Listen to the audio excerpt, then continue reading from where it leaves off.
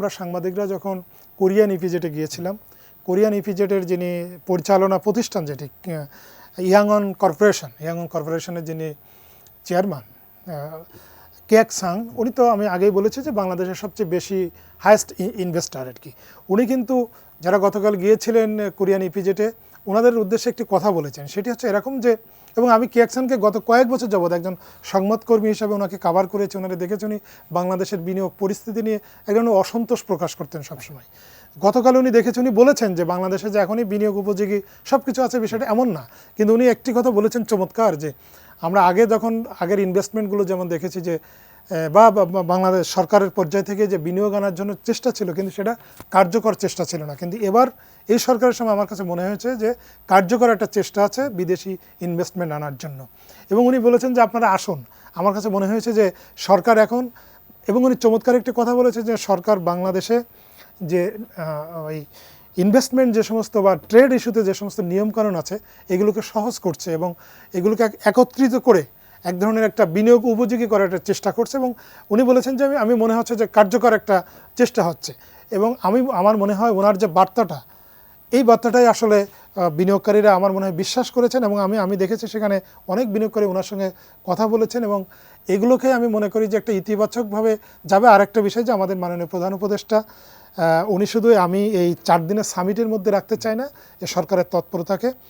আমি আগে যেটি বলছিলাম যে আমাদের মাননীয় প্রধান উপদেষ্টা যখনই দেশের বাইরে যাচ্ছেন বা যখনই কোনো সরকার প্রধানের সাথে মিটিং করছেন বা কোনো কর্পোরেট প্রতিষ্ঠানের সঙ্গে বা কোনো বিদেশি আর্থিক প্রতিষ্ঠানের সঙ্গে, উনি কিন্তু বারবার একটি বলছেন যে বাংলাদেশকে আমরা একটা ম্যানুফ্যাকচারিং হাব করতে চাই, দক্ষিণ এশিয়ার একটা ম্যানুফ্যাকচারিং হাব করতে চাই, আপনারা এখানে আসুন, এখানে ইনভেস্টমেন্ট করুন, আমরা কী আছে উনি বলছেন। আমার মনে হয় সামগ্রিকভাবে সরকার এই গত 6-7 মাস যে বার্তাটি দেওয়ার চেষ্টা করেছেন বিদেশিদের কাছে এবং এই সামিটের সময় দিচ্ছেন, এর ফলে একটা ইতিবাচক বার্তা নিয়ে তারা যাবে, এটা আমার কাছে ব্যক্তিগতভাবে মনে হয়েছে। একনল হ্যান্ড ওয়াশ 100% প্যারাবেন ফ্রি, তাই নিরাপদ হাতের জন্য আস্থা রাখুন একনলে। শেষ পর্যন্ত যদি এই বিদেশি বিনিয়োগকারীদের আমরা আকর্ষণ করতে চাই, তারা নিশ্চয়ই রাজনীতি নিয়েও একটা কনসার্ন নিশ্চয়ই তাদের আছে।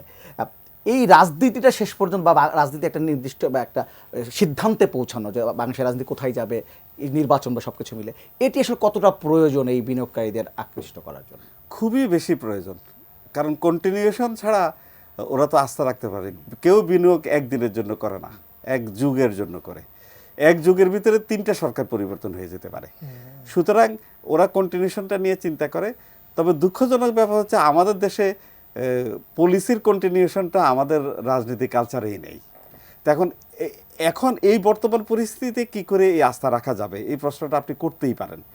আমার মনে হচ্ছে যে আমরা এই সরকার কিন্তু রিফর্ম করার জন্য, পরিবর্তন করার জন্য এসে, রাজনৈতিক সিস্টেম পরিবর্তন, অর্থনৈতিক সিস্টেম পরিবর্তন, সামাজিক সিস্টেম পরিবর্তন, এই যে অর্থনৈতিক সিস্টেম পরিবর্তনের কথা ভাবছেন ওনারা যদি কোনো রেডিক্যাল চেঞ্জ, যে আমি প্রথম থেকে রিফর্মের কথা বলছি, রিফর্মগুলো করে যদি আইন কানুনগুলোকে সঠিক জায়গায় নিয়ে আসতে পারেন এবং এরপরে যদি পরবর্তী সরকারকে হ্যান্ডওভার করেন, পরবর্তী সরকার ইচ্ছা করলে অনেক কিছু গুবলেট করে ফেলতে পারবে না।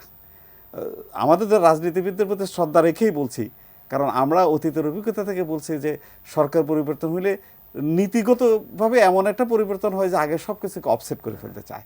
শুধু আশা করি পরবর্তী সরকার আমাদের এই জনপ্রিয় জ্ঞানী ডক্টর ইউনূসের সরকারের যে পরিকল্পনা, দীর্ঘস্থায়ী পরিকল্পনা, ভালো পরিকল্পনাগুলোকে রাখবেন, ধরে রাখবেন এবং এটাকে কন্টিনিউ করবেন। এই আশাবাদ রেখে আমি বলতে পারি যে আসুন আমরা সকলে রাশেদ সহ আশাবাদী হই যে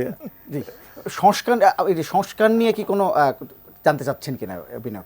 না, ডেফিনেটলি জানতে চাচ্ছেন আপনি। রাজনৈতিক যে কনসার্নের জায়গা তো বিনিয়োগকারীদের কাছে আছেই, কারণ আপনি এখানে এই সরকার, ওনারাও জানেন যে সরকার খুব লং টাইমের সরকার না, পরবর্তীতে। এই জন্য কিন্তু আমি বলবো যে আমাদের যিনি এই বিডা যিনি এক্সিকিউটিভ চেয়ারম্যান, উনিও কিন্তু আজকে বলেছেন যে আমরা ওটাও বলার চেষ্টা করেছি আমরা কি সংস্কার করছি, বা আমরা আমাদের দেশের রাজনৈতিক ক্ষেত্রে থেকে শুরু করে সামাজিক কোথায় কোথায় সংস্কার করছি, এটাও কিন্তু বিনিয়োগকারীদের কাছে বাংলাদেশের পক্ষ থেকে উপস্থাপন করা হচ্ছে, কারণ এই কনসার্নগুলো তো ওনাদের আছে।